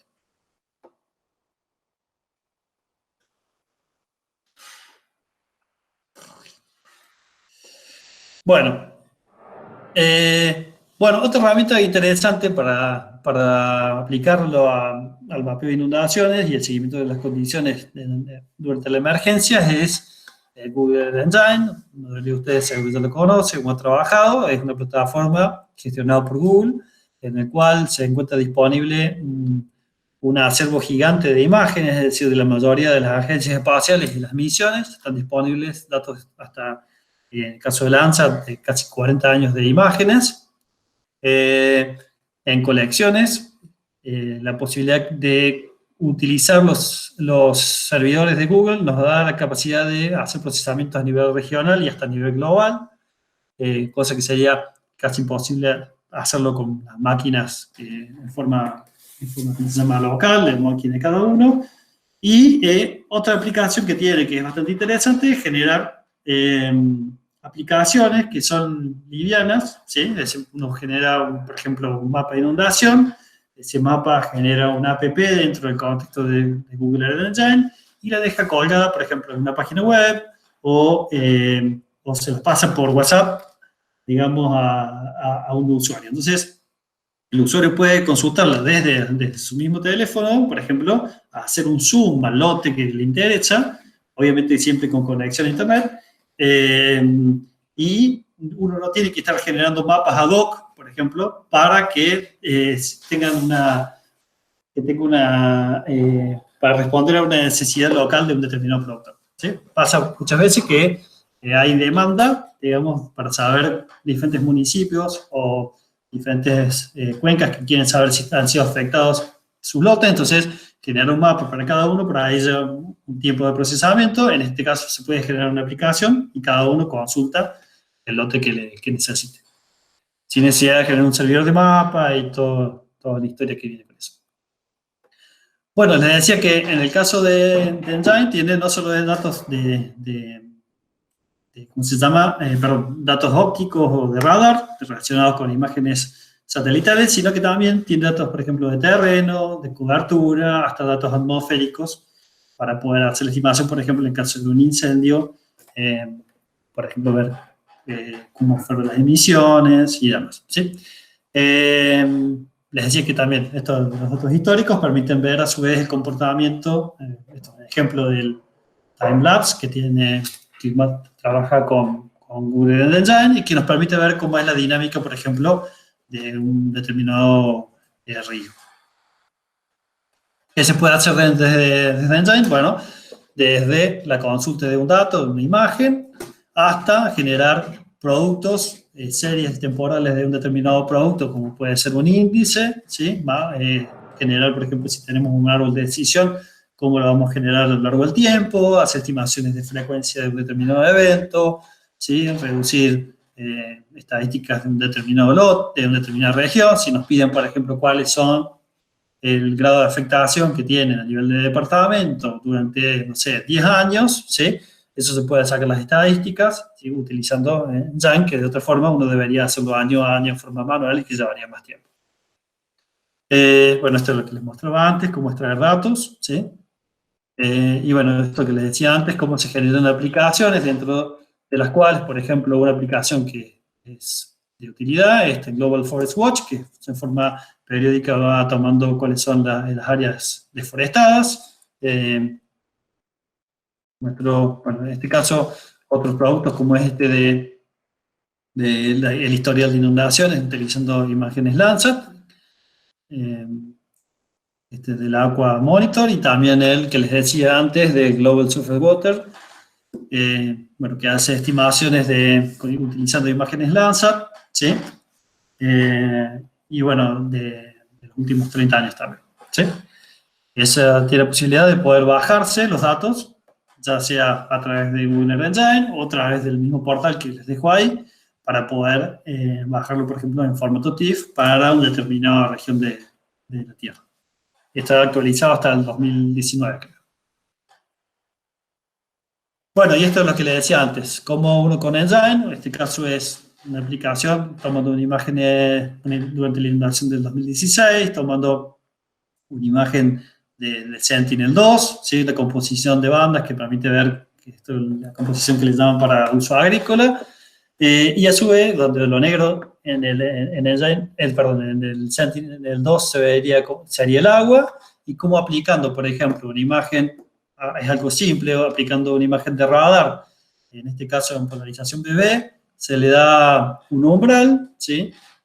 Y se clasifican los cuerpos de agua, ¿no? Entonces se usan dentro de la misma plataforma imágenes ópticas, imágenes de radar, y estos polígonos corresponden a los lotes que se declararon en emergencia. Entonces, poder saber, digamos, este proceso debería hacerse antes y después de la inundación, entonces ver el grado de afectación que tiene ese lote y ver si entra o no dentro de la emergencia.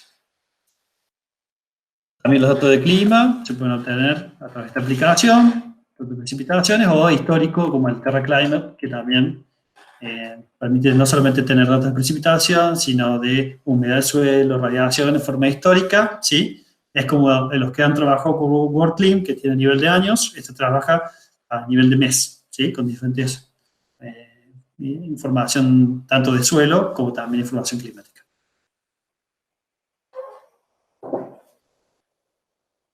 Bueno, y por último, les quería decir, bueno, esto ya hablamos de todas, muchas aplicaciones, de hecho, hay muchas más, ¿sí?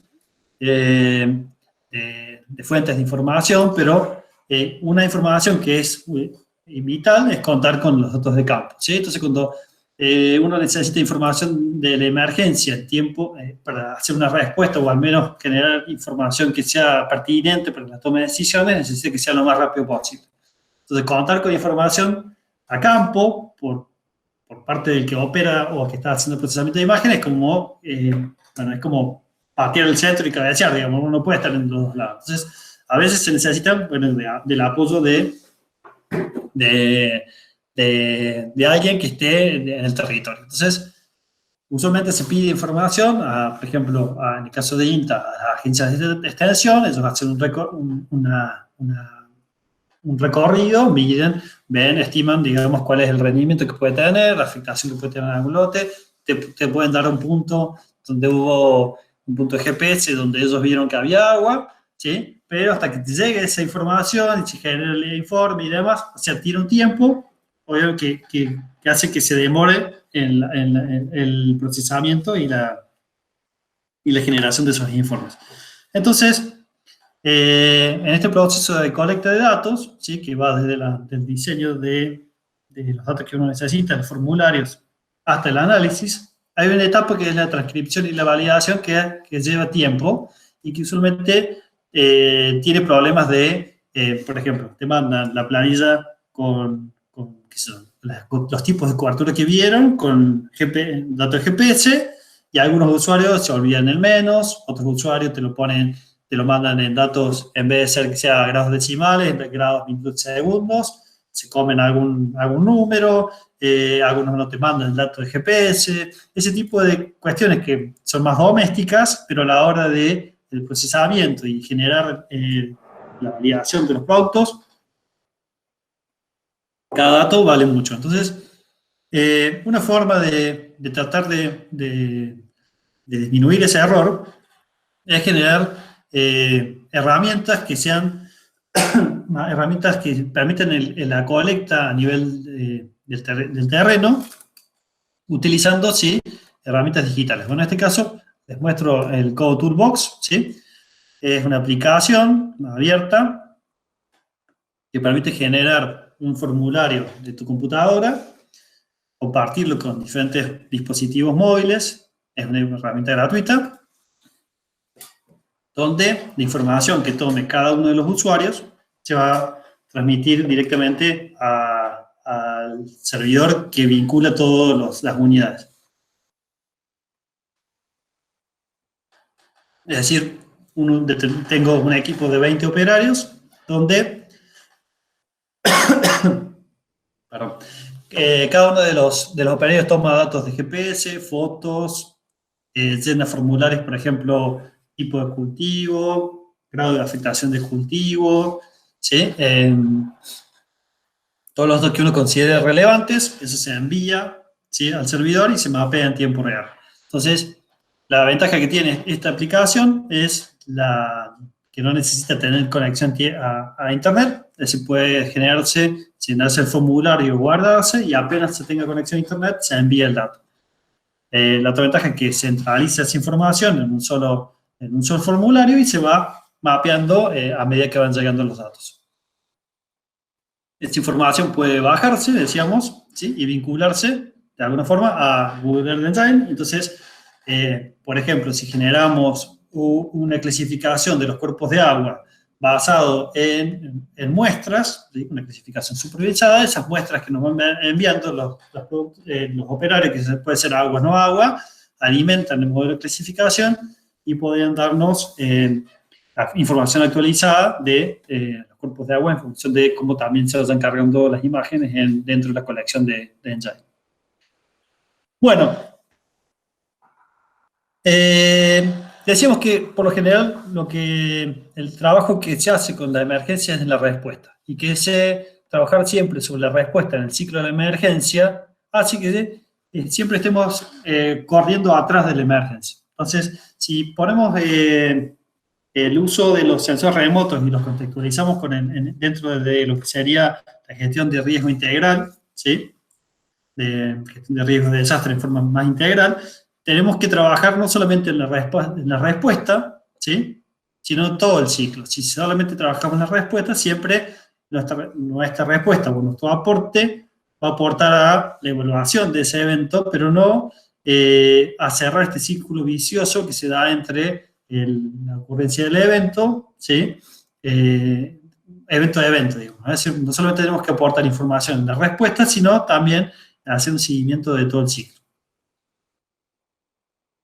Entonces, este abordaje más integral del riesgo debería, es lo que se está o sea, a partir del protocolo de Sendai, se trata de llevar desde el manejo del desastre, ¿sí?, la respuesta del desastre, hacia, ¿sí?, a la prevención del desastre, ¿sí? Entonces, hay un enfoque que va desde que es más de respuesta, ¿sí?, a un enfoque más integral que trata de tomar en cuenta la prevención también, ¿no?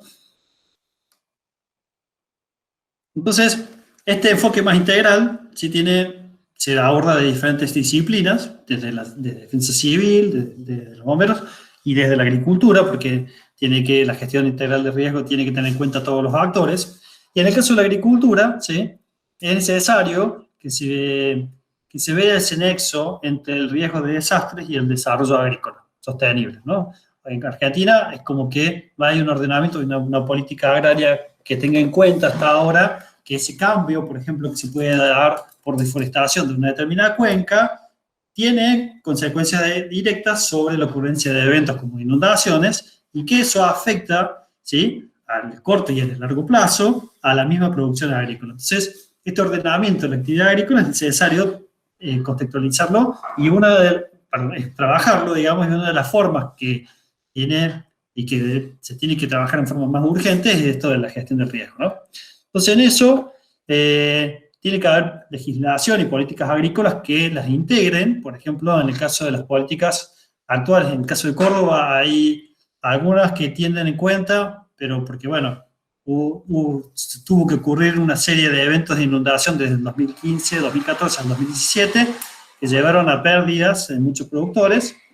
Entonces, en esas políticas tienen en cuenta, a través de las BPA, que se llaman Buenas Prácticas Agrícolas, ¿sí?, se tiene en cuenta, por ejemplo, el manejo que se hace del suelo, medir otra vez, por ejemplo, el carbono del suelo, o si se tienen canales, ese tipo ¿cómo se llama?, de valoraciones, pero todavía no hay una integración del uso a nivel de la cuenca, digamos. O sea, en un momento se habló de consorcios de manejo de recursos naturales, hay problemas para que los consorcios a nivel de cuenca se articulen, digamos, entre los productores y con planes de manejo a nivel de lote. Todavía hay problemas para sistematizar, digamos, muchos de los lotes en varias cuencas, ¿sí? Bueno, es una cuestión de gestión, digamos, que tiene que ser abordada por parte del Estado, que tiene que estar presente en ese ordenamiento, involucrando, obviamente, a los productores. Tiene que haber agencias del sector que estén relacionadas directamente con la gestión del riesgo. Bueno, tiene que haber en esa gestión de la información que decíamos, no solamente trabajar en la respuesta, sistemas de monitoreo y seguimiento, a través, por ejemplo, sistemas de alerta temprana que nos permiten pasar de solamente el desastre, evaluar el evento, sino una gestión del riesgo más integral, siguiendo diferentes etapas y preparándonos con tiempo, por ejemplo, para la ocurrencia de un determinado evento. Y a su vez también que el presupuesto no tiene que ser solamente destinado a la mitigación del evento de la emergencia, sino que también se ahorraría mucho más plata si se trabajara en las diferentes etapas del ciclo de la emergencia. Bueno, y por último, no solamente trabajar en la recuperación, ¿sí?, en la planificación, en el desastre, sino que también en la recuperación. Eso, por ejemplo, los japoneses lo denominan Build Back Better, BBB, es decir, una vez que ocurre un evento, evaluar por qué ocurrió ese evento y tratar de trabajar en el sentido de disminuir la vulnerabilidad, ¿sí?, aumentando la resiliencia del sistema. De esa forma, el gasto cada vez menor, digamos, en cuanto a la mitigación, y la inversión que se va haciendo es para mantener un sistema que le permita disminuir las pérdidas. Bueno, ya hablando más a nivel de macro, trabajar a muy largo plazo, integrar los sistemas de gestión de riesgo con los planes de adaptación al cambio climático, tratar de tener enfoques alternativos. Por ejemplo, cuando hablamos de adaptación al cambio climático, tiene que involucrarse el ordenamiento territorial y empezar a trabajar un poco con lo que sería la adaptación, ya sea basada en comunidades, como puede ser un sistema de alerta temprana, en el cual se vincula la información junto con la toma de decisiones desde las esferas que son más altas, digamos, desde el gobierno hasta los productores, o estrategias como adaptación basada en ecosistemas. Por ejemplo, para darle un ejemplo, en el caso de la región central, donde muchos de los cuerpos de agua que son esporádicos, se fueron drenados para utilizarlos para muchos humedales, fueron drenados para utilizarlos como producción agrícola. podrían utilizarse para hacerla, para volver a restablecer la regulación natural de la cuenca, y que los productores que se ven afectados por esa pérdida, si se quiere decir de alguna forma, de superficie para sembrar, tengan algún tipo de compensación por los servicios el servicio ecosistémico de regulación que dan a la cuenca. Bueno, esos son tipos de enfoques que en algunos lugares que han sufrido eventos recurrentes de desastre, como el caso de Japón, te lo pongo como ejemplo porque son los reyes del desastre, por decirlo así.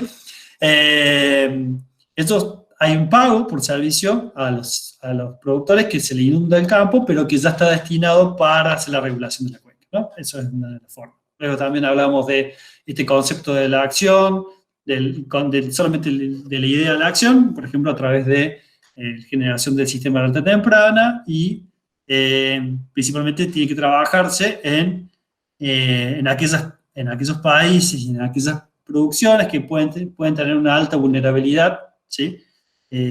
Como puede ser el sector hortícola. Bueno, esto rápido contarles en el caso de Argentina, que Argentina no hubo un primer diagnóstico sobre los sistemas de datos agrícolas para el tema de desastres, y lo que se vio es que, bueno, hay necesidad primero de generar, les decía antes al principio, de estadísticas que sean comparables en el tiempo, definir protocolos y estándares para el manejo de la información, ¿sí? Articular muchas instituciones, sensibilizar y capacitar a los actores. En muchas regiones este tema es un tema emergente en el cual todavía no están totalmente, hay una respuesta del Estado que sea eficiente. Es decir, hay varias cosas que se tienen que trabajar y que, bueno, en el caso de Argentina están empezando a evaluarse. Este taller fue del año pasado, para empezar a generar dentro del contexto del Cono Sur herramientas que sirvan para la comparación sistemática de los datos. Y finalmente decirle, bueno, que a partir de esto que hablamos, que ya vimos una miríada de fuentes de información, de la necesidad de generar políticas y herramientas, ¿sí? que sirvan para la toma de decisión, existe la necesidad de tomar decisiones a nivel local, ¿no? Entonces hay esto del Big Data, las decisiones locales. ¿Cuál es el rol que tenemos nosotros como procesadores, si se quiere, de esta información, de información satelital? Es decir, como usuarios que tenemos acceso a este tipo de datos, ¿cómo es que esa información puede traducirse en algo útil para, por ejemplo, un productor? Bueno, hay diferentes aproximaciones. Acá les quiero mostrar. Hay un proyecto en este caso que se llama Servir, trabaja en diferentes lugares del mundo. Es un proyecto en el cual está involucrado NASA, USDA y a varias ONG, en el cual el lema es conectando el espacio con la comunidad, ¿sí? Esto de superar el gap que existe entre la generación de información y conocimiento con el uso a nivel local. Entonces, una de las aproximaciones que usan y que esperamos nosotros adoptar para el proyecto que ven acá, que es el sistema de alerta temprana para el cinturón verde, es a través de, por ejemplo, mesas agroclimáticas, en las cuales se establece un diálogo con los productores, ¿sí? Se presenta cuáles son las potencialidades que tendrían las diferentes plataformas, diferentes productos, desde lo climático al seguimiento de cultivos, y se releva, digamos, cuáles son las necesidades que tienen ellos. Porque muchas veces pasa que uno va con herramientas que le parecen muy interesantes y que pueden ser muy útiles, y que o no terminan de entender o para qué sirven, no le ven la bajada a tierra, si se quiere, y bueno, y en esto, o quizás estamos generando cosas que ellos no necesitan. Entonces, estas mesas, que es el esquema que utiliza Servir y que queremos replicar acá en Córdoba, tienen ese objetivo, entender cuáles son las necesidades, qué tipo de productos se necesita, en qué formatos son más fáciles de digerir y en qué tiempo, digamos, los necesitan, digamos, ¿no? Entonces, bueno, esto me parece que es lo que llamamos bueno, esto voy a pasar rápido porque si no unos términos más.